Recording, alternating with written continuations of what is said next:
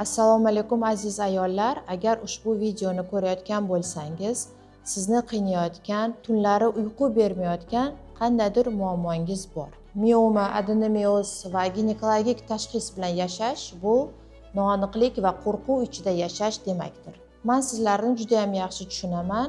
Operatsiya qildirsammikin yoki ozgina kutsammikin degan savollar ich-etingizni qiynayotganini ham tushunaman. Bugun men sizlar bilan shifokor sifatida emas, balkim ichingizdagi dardingizni his qilayotgan sirdoshingiz sifatida suhbatlashmoqchiman. Keling ochiqchasi gaplashamiz. Kutish sizga nima beradi? Men Visola Sarimbekovna bir necha yillik tajribaga ega onkoginekolog xirurgman. O'zimiz soham bo'yicha Amerika, Turkiya, Italiya, Rossiya davlatlarida o'z malakamni oshirib kelmoqdaman. Nimaga buni aytyapman? Chunki O'rta Osiyodagi minglab ayollarni ko'rib, davolab, har bir ayol eng zamonaviy va malakali davoga loyiq ekanligiga amin bo'ldim. Maqsadim nafaqat sizlarni operatsiya qilish, balki sog'lom va baxtli hayotga qaytarishdir. Ko'pincha ayollar operatsiyani bir necha oylarga, hattoki yillarga ham surishadi, lekin organizmda nima bo'layotganini ular his qilishmaydi. Adenomioz, miomasi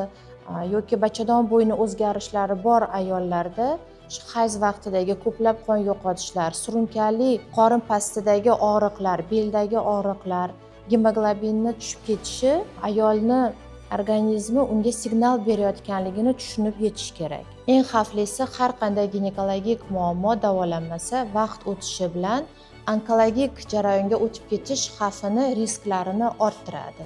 Qachonlardir kam stress bilan, kam xarajat bilan davolasa bo'ladigan kasallik keyinchalik o'tkazib yuborilgan kasallikni katta stress bilan, katta mablag' bilan, organizmga katta nagruzka bilan davo rejasi bajariladi. Meni shifokor sifatida asosiy vazifam sizlarni sog'lom hayotga qaytarishdir. 16 yillik jarrohlik sohasidagi tajribam muammongizni samarali hal qilib, sog'lom turmushga qaytishga imkon beradi. Bizda har bir ayol holatiga individual yondashiladi, chunki har bir organizm takrorlanmasdir. Bizning asosiy maqsadimiz shifoxonaga qaytib kelishingiz emas, balki butunlay sog'ayib, baxtli oilangiz bag'riga qaytishdir. Balkim sizga ushbu so'zlarimdan ko'ra menda operatsiya bo'lgan va davolangan bemorlarimni real odzivlari ishonch va kuch beradi. Keling ularni birga eshitamiz.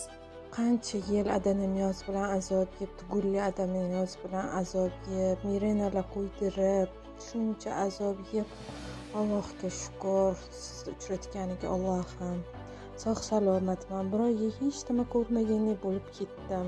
Operatsiyalarim yaxshi, o'rnalari vobshe zo'r, lekin boru vobshe qo'lingiz yengil ekan, Alloh rozi bo'lsin. Har ko'rganimda lekin duo qilyapman sizni boru, shunaqa bitishlari ham zo'r bo'ldi.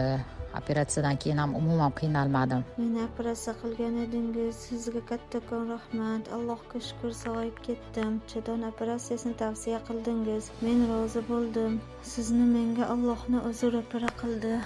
Allohga shukr.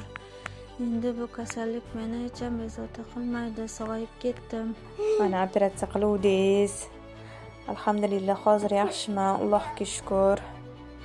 Juda bir og'riqlarim kuchli bo'lib boruvdim oldingizga, rosa ham kuchli edi, og'ir edi ahvolim. Juda qiynalib o'tdim og'riqlardan. Bir oy, 1,5 oy shunaqa yomon og'riqda yurdim, xuddi dard kelgandagi og'riqlar bilan yuruvdim.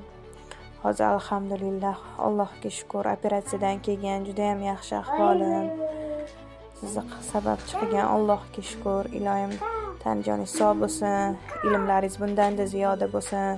Bugun ushbu savolni o'zingizga bering. Yana qancha vaqt og'riq bilan, qo'rquv bilan, saraton xavfi bilan yashamoqchisiz? Sizga berilgan omonat sog'liqqa befarq bo'lmang. Qo'rquvlaringizni birgalikda yengamiz. Buning uchun qabulimga yoziling. Video tagidagi havola orqali Telegram botga o'ting va murojaat qiling. Bu yerda hamma savollaringizga javob olasiz. Sizni qabulimda kutaman.